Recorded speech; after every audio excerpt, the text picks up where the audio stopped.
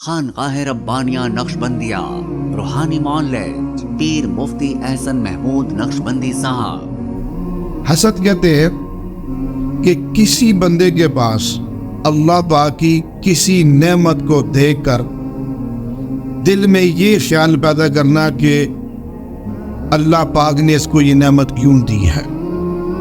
اچھی گاڑی دیکھ کر دل میں خیال آئے کہ اللہ نے اس کو یہ اچھی گاڑی کیوں دی ہے۔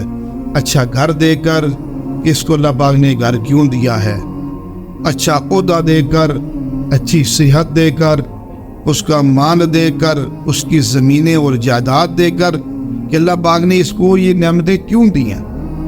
یہ حسد کی تعریف اور اس کا مفہوم، تاکہ بات سمجھنے میں اور آسانی ہو جائے گی۔ حقیقت میں حسد جو ہے یہ کہتے ہیں کہ اللہ کی ذات پہ اعتراض کرنا۔ حسد جو ہوتا ہے گویا کہ اپنے الفاظ سے یا اپنے خیالات سے یا اپنی دو دل کی ایک اس کی چاہت ہے، اس سے یہ اظہار کر رہا ہوتا ہے کہ اللہ نے اس کو یہ نعمت کیوں دی۔ تو معلوم ہوا کہ حسد کرنے والا گویا کہ اللہ کی ذات پہ اعتراض کرتا ہے۔ اللہ نے اس کو گاڑی کیوں دی، اللہ نے اس کو گھر کیوں دیا، اللہ نے یہ سامان اس کو کیوں دیا، اللہ نے یہ دنیا کے اندر اس کو عہدے، ڈگریاں، صدارتیں، وزارتیں، یہ اتنی نعمتیں اللہ پاک نے اس کو کیوں دی۔ تو اس لیے جو حسد ہے یہ تو انتہائی مہلک بیماری ہے۔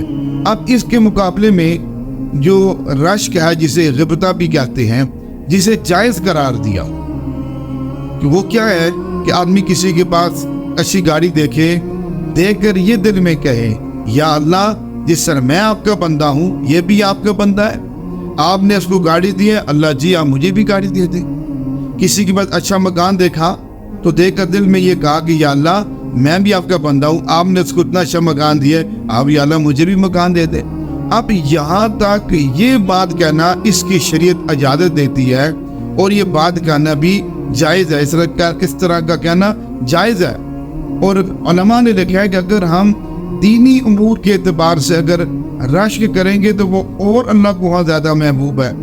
اگر ہم نے کسی کے بیٹے کو دیکھا بہت خوبصورت قرآن پڑھتا ہے، یا کسی کا بیٹا حافظ قرآن ہے، ہم کہیں یا اللہ میرے بیٹے کو بھی قرآن کا حافظ بنا دے، اللہ میرے بیٹے کو بھی دین کا عالم بنا دے، میری بیٹی کو بھی یا اللہ تو عالمہ بنا دے، یا اللہ پاک اس بندے نے کتنی اچھی مسجد بنائی ہے، اللہ تو مجھے توفیق دے میں بھی تیرا گھر بنا دوں، یا اللہ فلاں شخص نے کتنا اچھا مدرسہ بنایا ہے، اللہ پاک تو مجھے توفیق دے دے میں بھی تیرا گھر بنا دوں۔ تو اب یہ رشک کرنا شرعی طور پر زیادہ محبوب ہے کہ ہم دینی امور کے اندر رشک کریں۔ حضرت حافظ ابن حجر عسقلانی رحمۃ اللہ علیہ بہت بڑے محدث گزرے ہیں۔ فرمایا کہ جس وقت اللہ پاک نے ان کو حج بیت اللہ کی توفیق نصیب فرمائی تو حرم کے اندر جا کر جو سب سے انسان کے اندر تڑپ ہوتی ہے پینے کے اعتبار سے وہ زمزم کا پانی ہے۔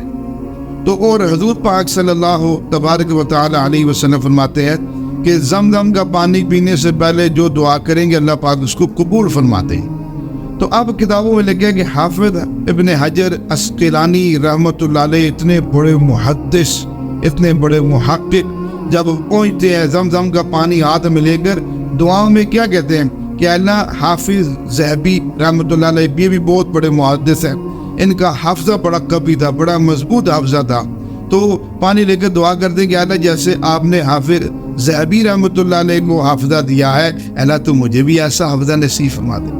تو ہمارے اکابرین سے بھی یہ بات پتہ چلتی ہے کہ دینی امور کے اندر ہمیں رشک کرنا چاہیے اور غبطہ کرنا جائز ہے، نہ کہ ہمیں حسد کرنا چاہیے۔